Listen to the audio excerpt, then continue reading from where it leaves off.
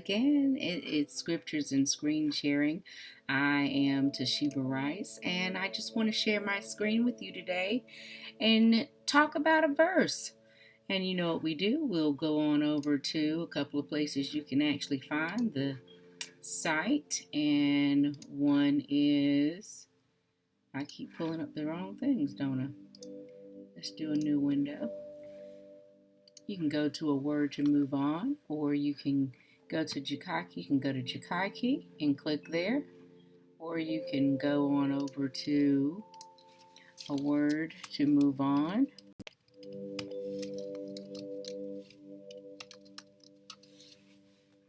And you can find the verse of the day here as well. All right, just a couple places where you can find scriptures and screen sharing so you can be ready for the verse of the day. Go ahead on and lock those pages into your website browser, so when you get up, like you do everything else, you'll click on that and see what's T.Rice going to talk about with us today.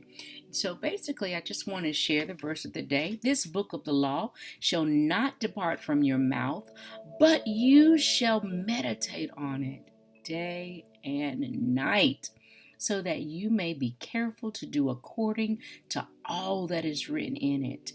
And then you will make your way prosperous, and then you will have good success. That's over in Joshua 1 and 18. 1 and 8, sorry. So listen, let's talk about this thing called law, right? Don't get your panties all in a bunch, because I understand that's a kind of touchy subject as Christians. So listen, I know that it seems like 24/7 is a lot of time, but look, life happens 24/7 too, right? So don't be overwhelmed about the book of the law, crossing all your T's and dotting all your I's. I really want you to understand Old Testament, New Testament, but where we are right now. Guess what? The law is summed up into one thing, and that's love. And you'll find that over in Matthew 22:37 and 40. So look, laws are good. We need to obey laws, right? Don't run red lights, don't speed, don't kill and murder people. That's not a good thing. And that includes the murdering we do with our mouths too. But listen, I want you to think about something differently. Living consistently in agreement or in harmony of the divine law of God, free from guilt or sin within that law. So I want you to be free from guilt or sin within that law. And that's what Christ did for us over on Calvary. And so listen, I want to bring something to your attention.